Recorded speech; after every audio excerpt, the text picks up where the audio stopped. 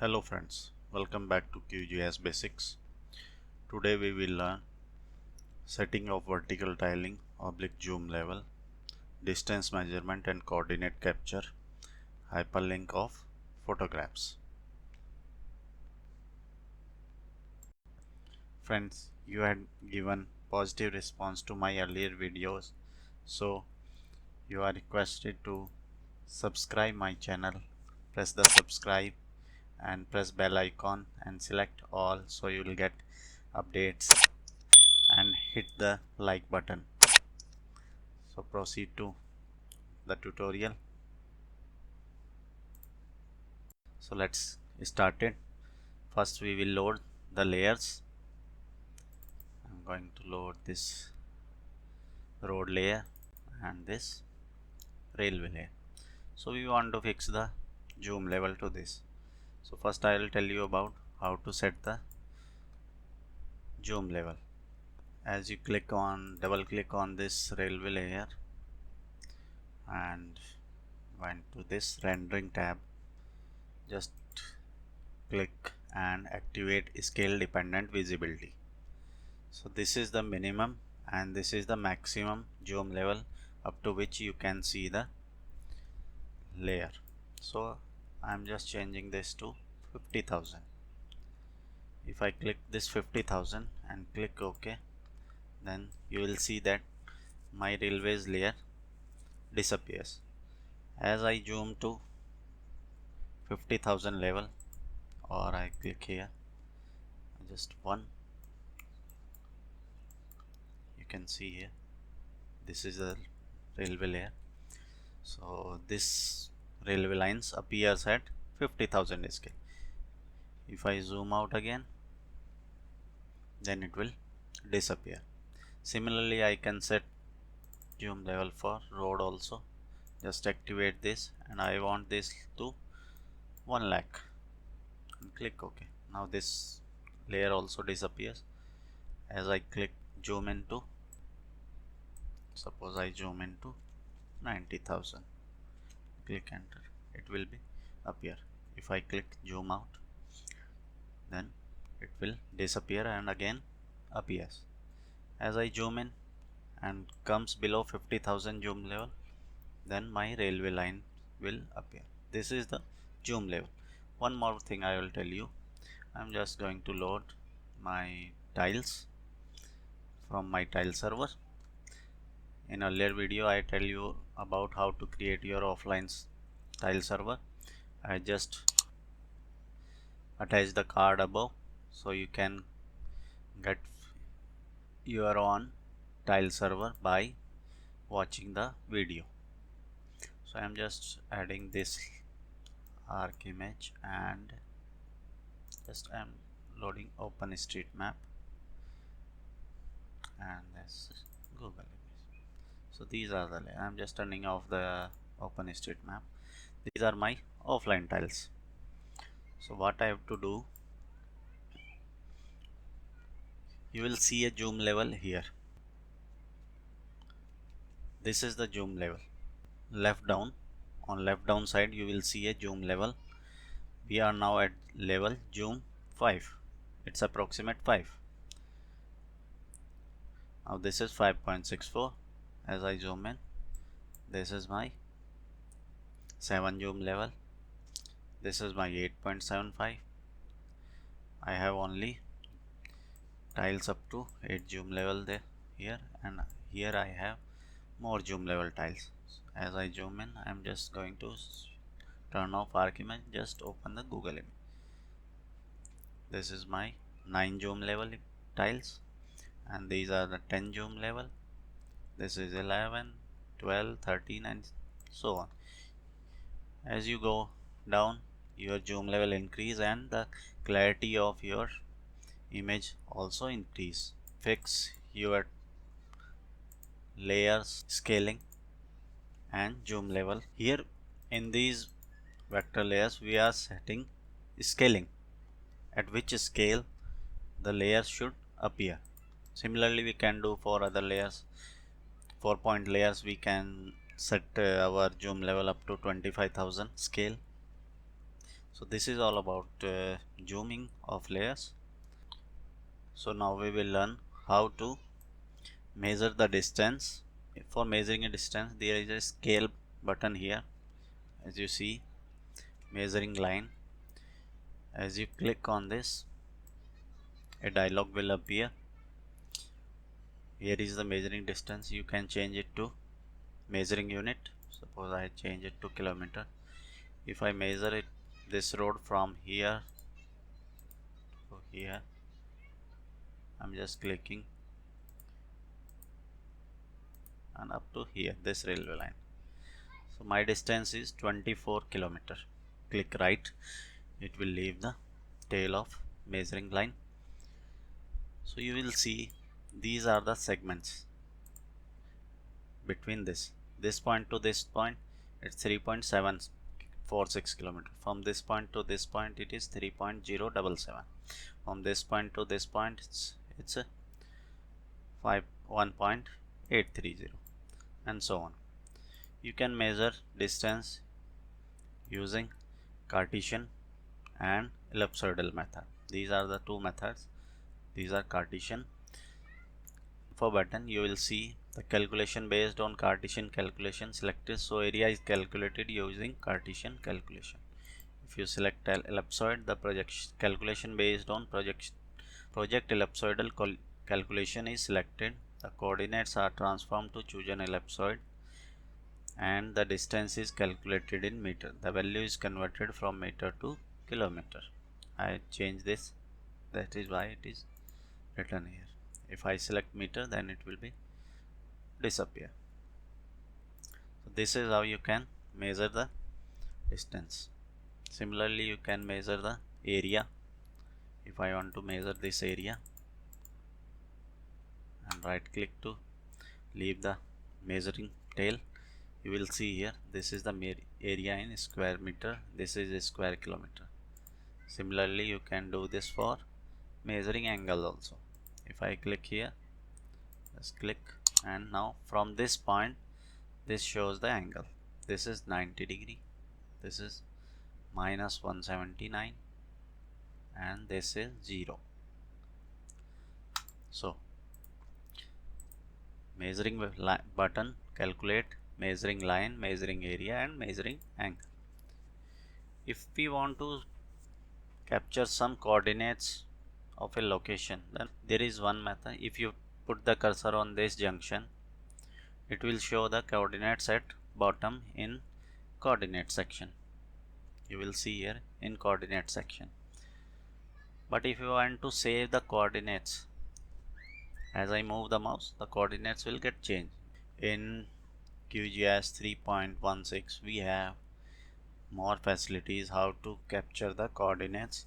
In earlier version, there is a plugin for that coordinate capture, but in this version there is a just over the mouse over junction and right click, it will copy coordinates, map CRS, click on it, and just paste it in notepad.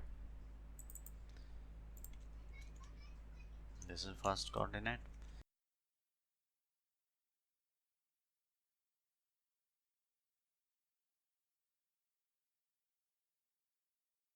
I'm just making some points so that we can plot them using delimit layer methods.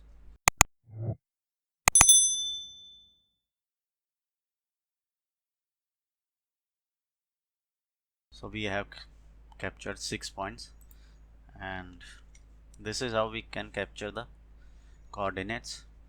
If you are on the some other projection, then you can calculate for that also. If I am changing this to 7755, so I change my projection to 7755. If I copy this, then you will see map CRS changed to in meters for projection 7755, and you will see the longitude and latitude in the next. When we are at 4326 projection, at that time we are only visible the lat long. Now I am going to plot these points as a point here. So how to do that? Just save this file. I'm just going to save this file in my data QGIS basic data Jharkhand, and here it's my shape. I am saving it as points to plot dot csv. I'll save this file as a csv file.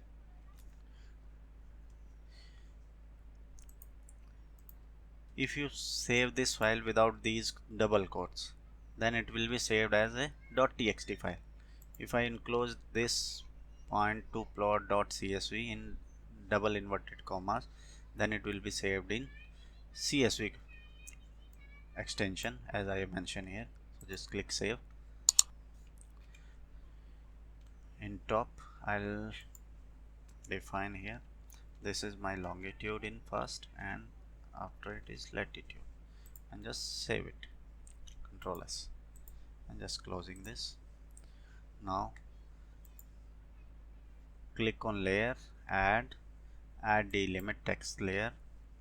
Just browse the file, point to plot, open, and this is comma separated file, so it is auto selected. Here this is the option for records and field option. Number of header line to discard. I don't want to discard any line, and first line record has a field name. If I uncheck this, then this will be calculated as a my row.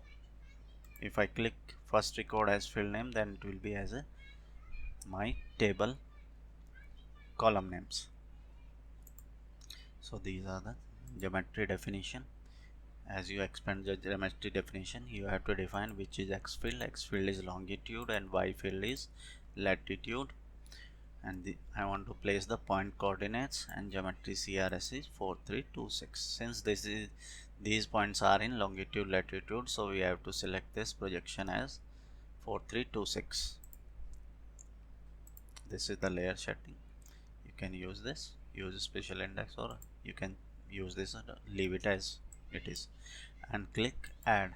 As I click add, my point layer comes here, and you will see the coordinates which we have captured.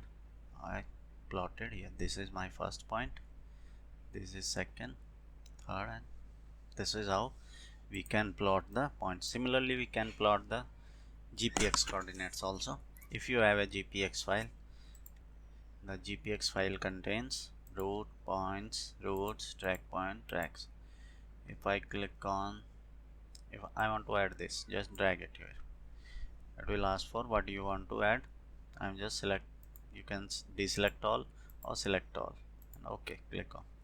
You will see here all layers are loaded. So this is how my this GPX layer appears. This is my walk track points, this is my walk track, and this is my walk waypoints. These are not having any data in that. We have data only in these fields. My track points are 712, and my walk track is this. So this is how you can add your GPX file directly by just dragging it over map canvas. I'll show you the data of my GPX file. This is track field, this is track segment ID, track segment point ID. This is the elevation value, and this is the time. Now I will tell you how to hyperlink the photograph or any other video presentation documents to the point layer or line layer. You can add anything to your shapefile using hyperlink. I'm just going to add to some other a building. These are the buildings, so I want to add the photographs to these buildings. Suppose I have built photograph of a building. So how to do that? First you have to just double click on building and go to attribute form. First you will see there is a OSM ID, code, app class, name and type. So you have to create a field in which you have to given the path of your photograph. So just first create a field, click on field, click on toggle editing button, create a new field, name it photograph,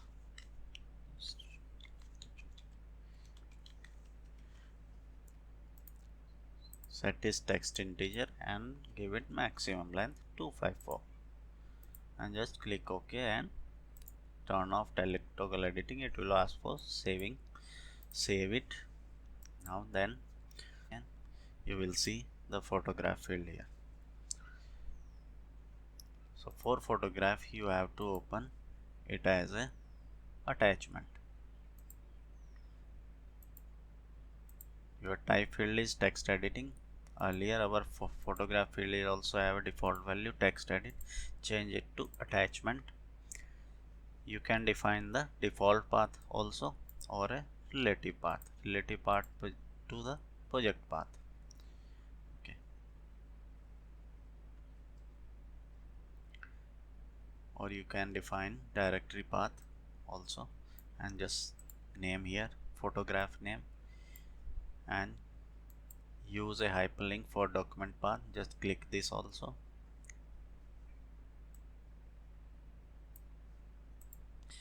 If you want to view your image in identification tool where you will identify, then you have to change this. I'm just not changing this, no content here, and just click only this one. Just click OK. Now you'll see that if I identify this and click this attribute form, you will see here null value and you will see a browse button. As you click on toggle editing, it will activate and you can browse the file from here. So just click on browse button and select the photo from photo folder. This is my building folder. I just attach this and click OK. This is the building you have attached to it. If you want to see the preview of building here, then what you have to do, just click OK, double click on it, on photographs, just go down and integrate document viewer.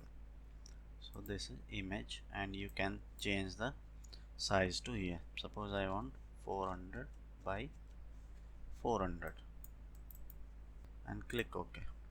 If I identify the building, this one is my building, and just open the information button, you will see the preview of the image here. You can increase the resolution. You can define action button also. I will cover that action button in some other videos.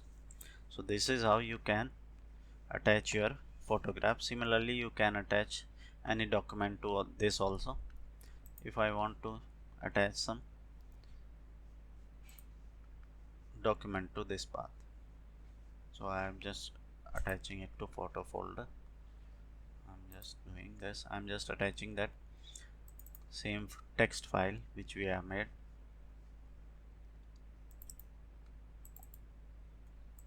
this CSV file, and click OK. If I identify this, you will see it in Excel file. This is how you can attach your PowerPoint video or anything that will open in the your existing players which are available on your system. So we have covered the setting of vertical tiling, oblique zoom level, distance measurement and coordinate capture, hyperlink of photograph, placing of point feature using GPS. In next video we will cover the simple query, special query and buffer zone and geometry generator.